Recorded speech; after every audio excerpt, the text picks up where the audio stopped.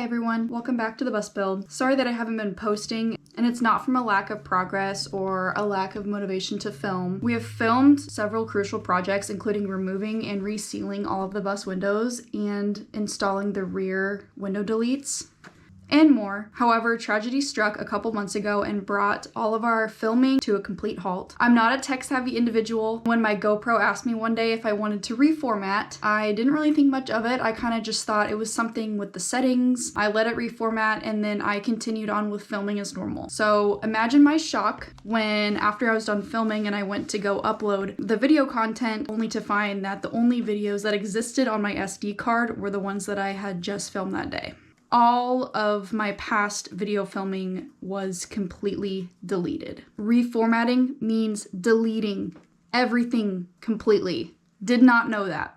So here I was with over 100 gigabytes of lost video. I did some research on some recovery software and landed on Disk Drill, which had some good reviews on recovering lost SD cards. The problem was that it was going to cost me about $100 to do that. And that's without any guarantees that I was actually going to be able to retrieve all of my lost footage. I bit the bullet, I bought the software, and I ran the recovery only to find out that all of my footage had been corrupted somehow. They were all locked in these MP4 formats, and I was unable to recover any actual video.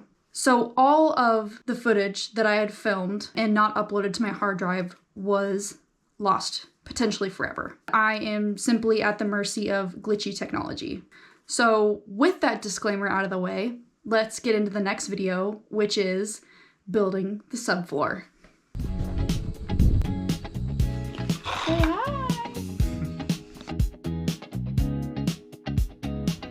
The first thing we did before any framing was apply a product called Killmat, which is a butyl automotive sound deadener.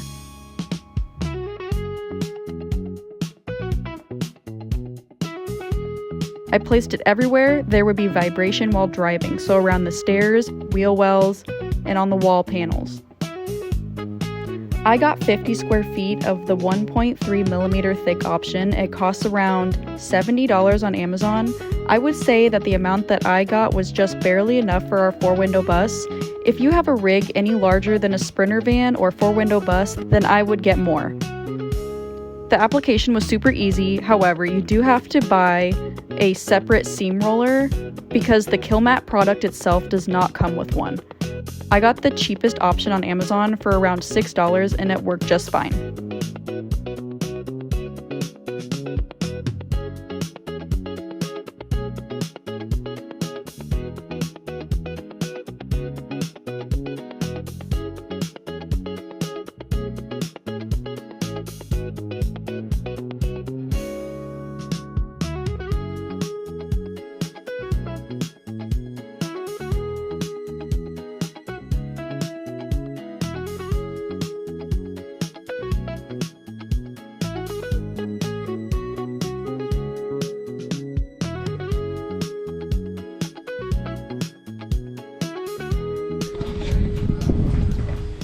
So we're ready to start framing.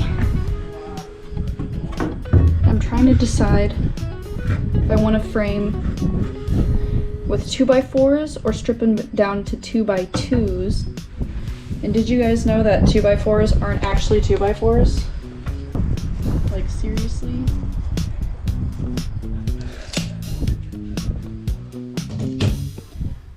Can't decide if I want to frame them with the 2x4 down, 2x4 up, or strip it into 2x2s. I think that's what I'm going to probably end up doing. And whether I want to... So the foam board over there is 4x8. I don't know if I want to place a 2x2 every 4 feet, or if I want to skip the strapping and just glue it straight down to the floor. We ended up choosing to use 2x2s to do the floor framing. We are starting off by cutting the lengths for the parameter of the floor. Remember how we used those hex head screws for the new floor pan? Right, now we have to work around them because they are protruding fasteners. So what you'll see us do is place the wood down and then hit it with a hammer to make indents of where the screws are.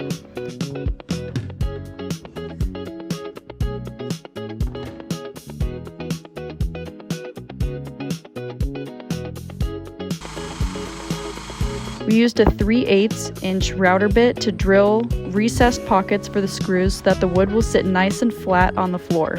Then we fixed the wood to the walls.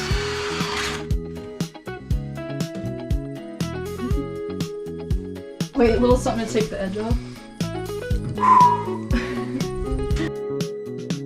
The subfloor can be very intimidating because online there really isn't an agreed upon way to do it. In fact, it's one of the most debated topics on skoolie forums. And if you read too far into it, you'll never feel like you're making the right decision. I would say most skoolie builders frame their subfloors out with 2x4s or 2x2s and then fill in the gaps with whatever insulation they decided to go with. It's usually 1 to 2 inch extruded polystyrene or spray foam.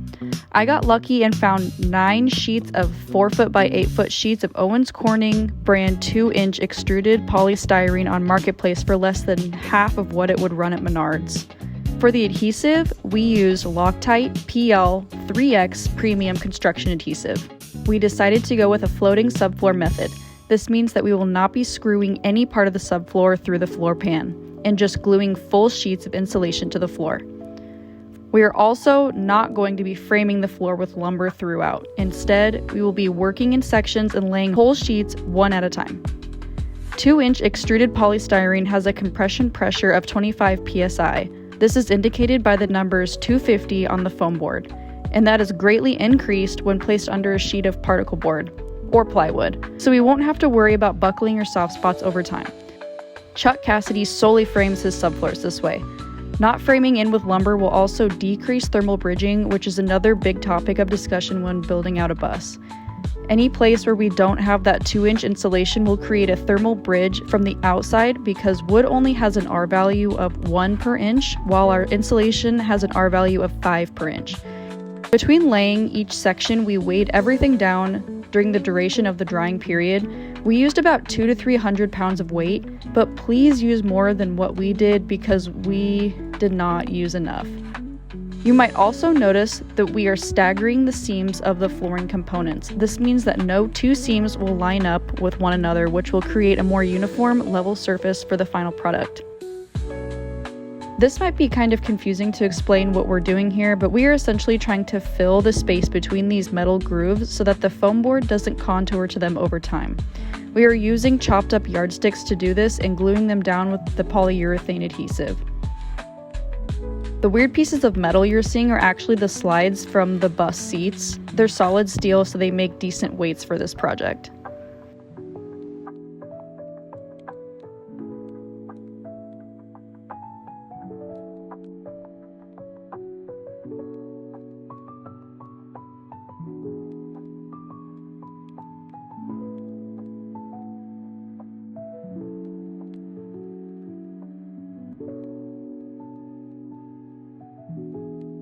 Time to finally lay the last piece of flooring into the cab to complete the subfloor.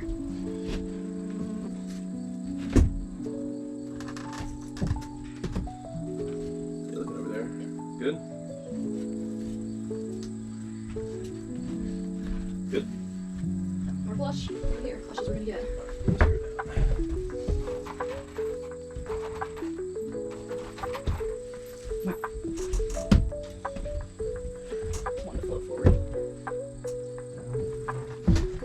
All right, folks.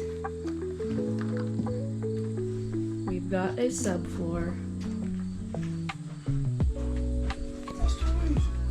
That was easy. Right. All right. Nothing's ever easy. It's the gas inlet in case we ever need to change our gas pump. And then this is our cockpit. And then we'll extend the floor up here. But as far as this 2-inch insulation can go, this is as far as it's going, so. Remember what I said about using more weight? We learned the hard way. One of our flooring pieces lifted from the foam board beneath it just from expanding from the heat of the sun. And we reinstalled it with twice the adhesive and twice the weight we originally used, so try to use 600 pounds or more.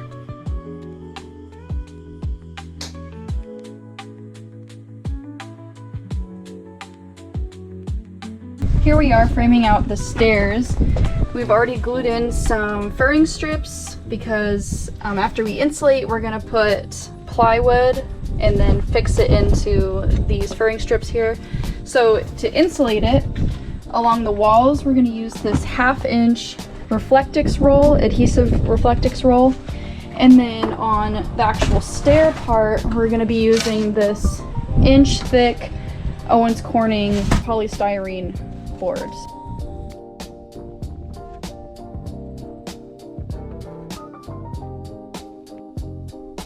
And here is how the stairs came out. I was very pleased with them aesthetically, and I think this is a very good starting place for them.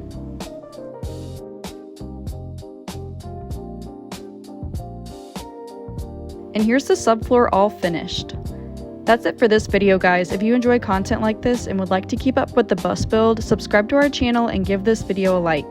Stay tuned for the next video because it's a big one. We have started the interior framing process. And if I can do it, you can do it too. See you next time on the bus build.